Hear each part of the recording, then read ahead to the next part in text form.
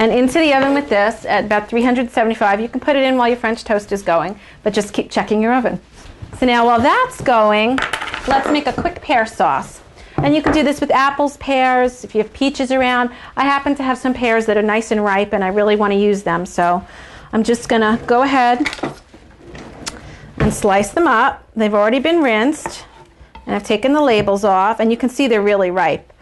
Okay, and I'm just going to make some nice slices, just like that. Okay.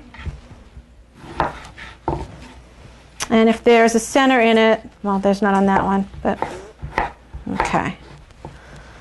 And the ingredients in this are really simple too. It's just going to be some pears, some brown sugar, some butter, maybe a little water, and some seasonings like cinnamon, nutmeg, kind of keeping the theme.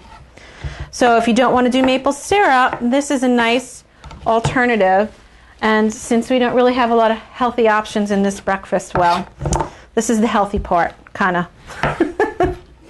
Okay, so I've got my butter nice and heated up in my pan. It's starting to bubble a little bit, so I don't want it to burn.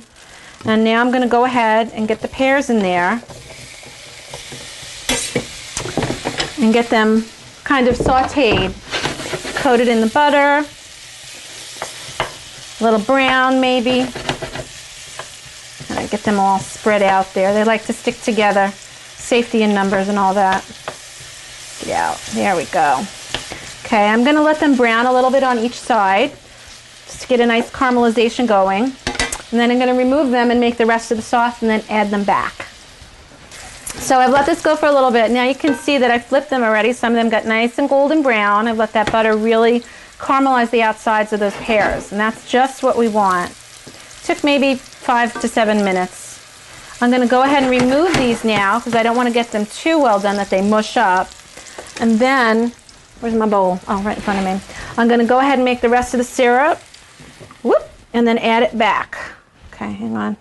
Got a rogue pear.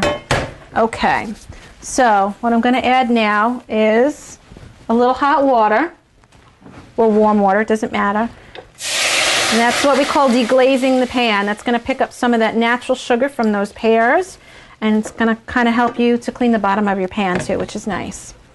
Then I'm going to go ahead and add a lot of brown sugar. And what I want to do is dissolve that brown sugar in this water and make what we call a simple syrup, except we're going to cook it a little bit so that it gets thicker. As that water reduces down and helps those brown sugar crystals do what they're supposed to do, we'll get a nice thick syrup. And this is what you do for the beginning of a caramel or a toffee, but you'd cook it a lot longer in that case. So I'm just going to bring it to a boil, dissolve all that sugar and reduce it down a bit, and then I'll add my cinnamon and my nutmeg and a little butter and the pears back to it. So I've brought that mixture up to a boil and kind of let it go a little bit, and you can kind of see when I lift up my spatula and drip it down, it's gotten a lot thicker, and it's coating the back of that spatula, and that's kind of what you want. So I'm going to lower that heat. Actually, I could probably turn it off at this point. And I'm going to go ahead and add some seasoning now.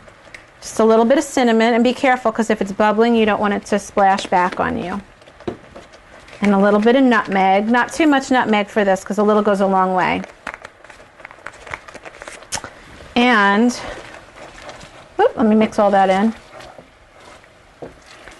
A little bit of butter just to kind of smooth it out and make it a little silky. Okay. Because butter makes it better. Okay. And then this is the point where you can add your pears back for a little bit and let the sauce really absorb that pear flavor, or apple, whatever you're using. But now you've got a really simple, really full flavor fruit sauce for your French toast. So if you don't want to use regular syrup, you've got something homemade and yummy that took you no time at all. And speaking of French toast, let's take a look at it and see how it came out. Okay, so I've gone ahead, I've got the beautiful bacon out of the oven, and you can see how that brown sugar is really caramelized on top. And I just want to give you a hint, because I learned the hard way. When you're cooling the bacon, don't set it down on a paper towel because all of that sugar will make it stick. So make sure you put it in a wire rack or something to drain and cool before you go ahead and eat it. And our panettone bread pudding is done. The other one's still in the oven. So, just to make it look really pretty, if you're going to put this out on your buffet, take a little confectioner's sugar and sprinkle some across the top. Even though I'm going to cut into it in a minute anyway. Just makes it look a little extra special. Okay, great. Now I'm going to take a little bit, small piece. And you can see how the peaks from the cubes are sticking up. It just makes it look really rustic and pretty. And if you guys can get in there, you can see how it's all come together really nice like a bread pudding, even though I call it a French toast. And then I've got my freshly made syrup, pear syrup. Let's get some pears on there. Just to give it a little extra something. And there you have a really simple but pretty and delicious holiday breakfast that you can either do for a buffet or just sit down and serve. Let's give a little taste here with that syrup and see how it tastes. Get some of that pear in there.